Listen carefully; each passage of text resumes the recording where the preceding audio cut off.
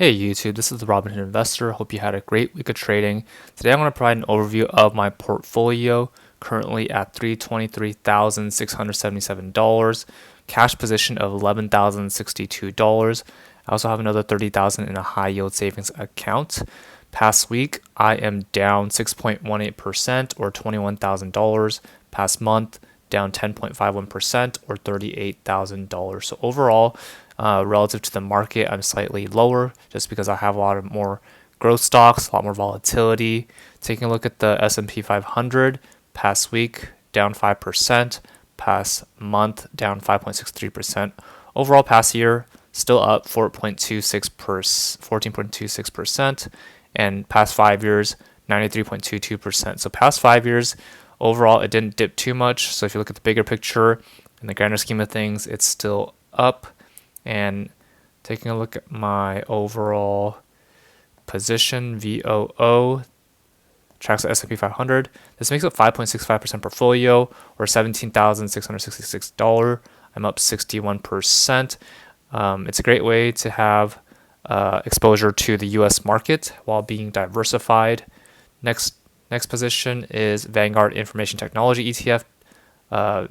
This is another great position to have, exposure to tech sector. Makes up 6.05% portfolio, or $18,914, up 194% on this position. Next is Apple.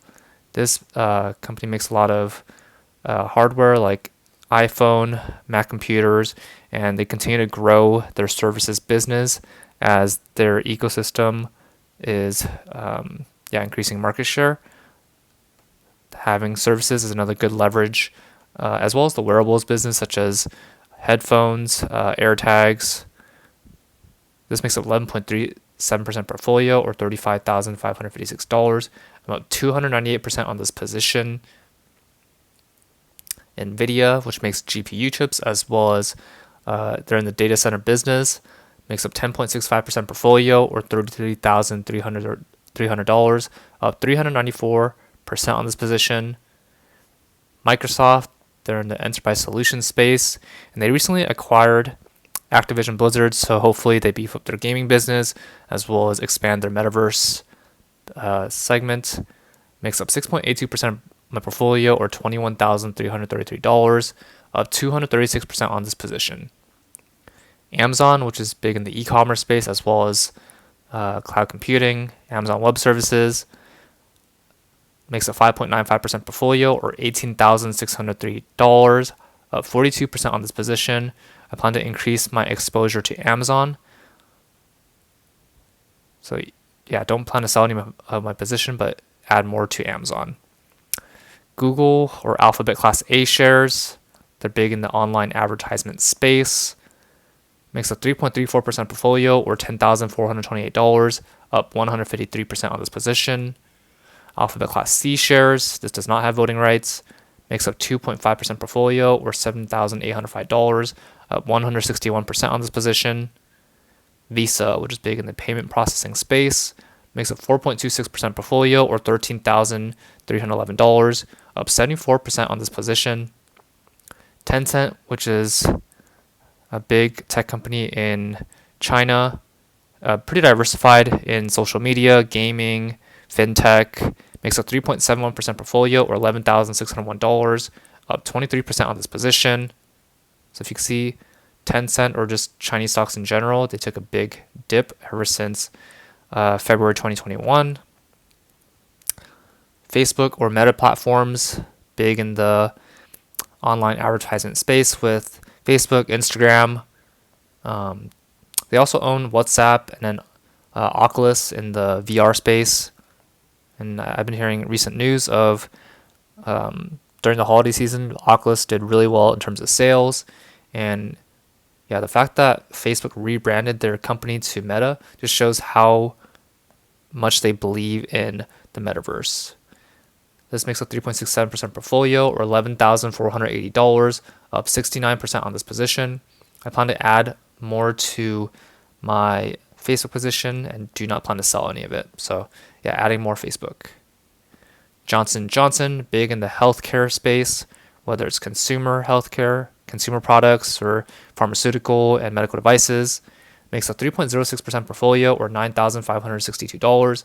I'm up 27% on this position. So the thing about Johnson & Johnson is that they don't have much capital appreciation, but they're fairly solid dividend stock. Their dividend yield is 2.54, as you can see right here. United Health, big in the healthcare insurance space, makes a 2.8% portfolio or $8,762, up 166% on this position. So United Health, you can see it's very solid in terms of their growth, and they also pay a dividend yield. So as I mentioned, they're in the healthcare coverage, software, and data consultancy space. Alibaba, which is another big Chinese tech stock, big in e-commerce and cloud computing, makes up 2.78% of my position, or $8,704, down 28% on this position. So overall, Chinese tech dipped this past year. You can see at one point Alibaba was at over $300 per share, but now it's less than half of that. So Alibaba or Chinese stocks in general, it's very volatile just because they're so dependent on regulatory government involvement. So I don't plan on buying any more Chinese tech stocks or Chinese stocks in general, but I do plan to continue holding my position so I get exposure to the emerging market.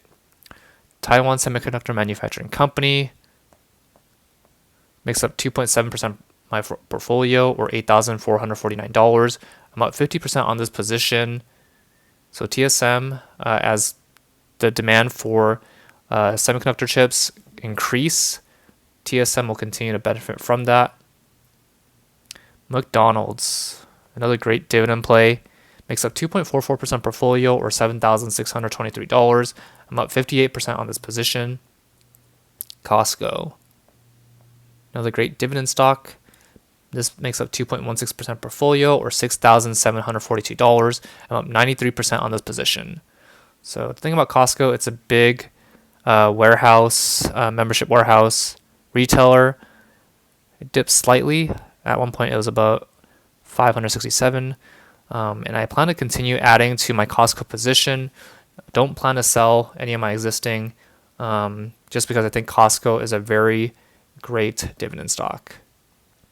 Home Depot, big in the home improvement space, makes up 2% portfolio or $6,291.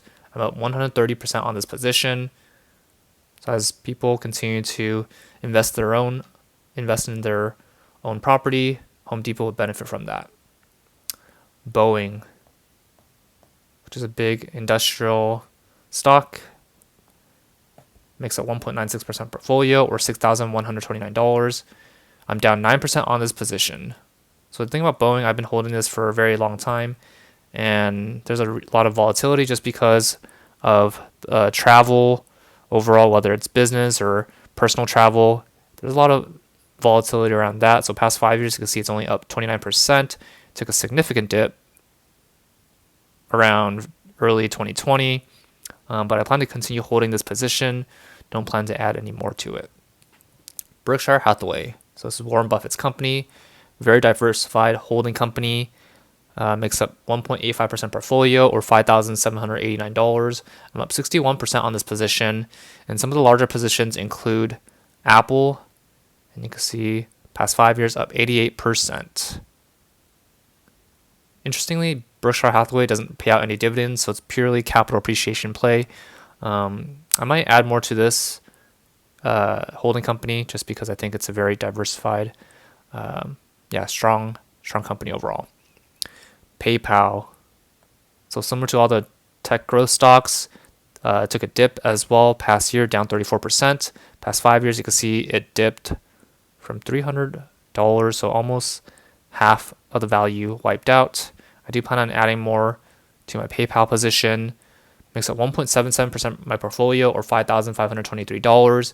I'm up 42%. AT&T. So capital appreciation for this one is not much. You can see it's been down 35% year or past 5 years, but they do pay a steady dividend yield. I'm considering selling my AT&T position down 22.94%, or makes up 1.58% portfolio, or $4,930. We'll see what I do with this one. Still thinking about whether I should sell this one or not. Pepsico, which is another good dividend stock, makes up 1.28% portfolio, or $4,007, 46% on this position. And recently they announced, I believe they were getting into a partnership with Beyond Meat to produce a new plant-based jerky. So we'll see how that food product plays out. Mercado Libre is big in the Latinx market for e-commerce. Very volatile stock, just because I think overall emerging markets are very volatile overall. But at one point it was up almost $1,900. Now it's down to half that value. Makes up 1.18% portfolio, or $3,685. I'm down 26% on this position. I do plan on adding more to Mercado Libre just because I do believe in the Latinx market. Very high growth. It's very risky, but I think e-commerce in that space will do well. They're also in the payment processing area. So here you can see, let's see, e-commerce, and they operate in segments like Brazil, Argentina, Mexico, Venezuela, other countries. Yeah, so they're also in the payment space as well. Next is Block, which was renamed from Square. Also took a big hit. At one point it was up, let's see, $275. Now it's less than half of that. I'm down 42% on this position. Makes up 1.14% portfolio, or $3,574. I do plan on considering adding more Block stock to my portfolio, just because I believe in not only in their space to send money or transfer money, but they do have exposure to the cryptocurrency market, and you can buy and sell cryptocurrency. And I think with Jack Dorsey leading that company, he is a big visionary with just the future of Square, and the fact that they renamed it to Block, and trying to invest more in blockchain technology. I think Block will benefit from that. Shopify, which is big in the e-commerce space, also took a big hit. Past year, down 26%. Past 5 years, still up, but you can see it took a hit. This makes up 1.12% portfolio, or $3,508, down 31% on this position. Next is Nextera Energy. Pretty solid performance. Makes up 0.95% portfolio, or $2,955, up 87% on this position. Adobe, which is big in the creative content space, makes up 0.81% portfolio, or $2,540, down 1.3%.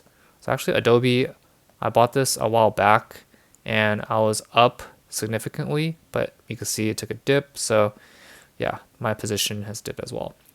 Disney, which is in the entertainment space, both in parks as well as the direct-to-consumer content, Disney Plus, makes up 0.75% portfolio, or $2,340. I'm up 26% on this position. I might add more to my Disney position just because I think Disney is undervalued and there's a lot of potential upside. CrowdStrike Holdings, this is big in the cybersecurity industry, makes up 0.73% portfolio, or $2,271. I'm up 10% on this position. The Trade Desk, which is also in the online advertisement space, similar to Google and Facebook, makes up 0.57% portfolio, or $1,767. I'm up 66% on this position. Twilio, which is big in the communication, they provide a lot of cloud-based communication software services, makes up 0.56% portfolio, or $1,759, down 26% on this position. Twilio, so this position I'll plan on adding more as well, just because I believe Twilio took a big hit. Teladoc, big in the telehealth space, makes up 0.54% portfolio, or $1,684, down 24% on this position.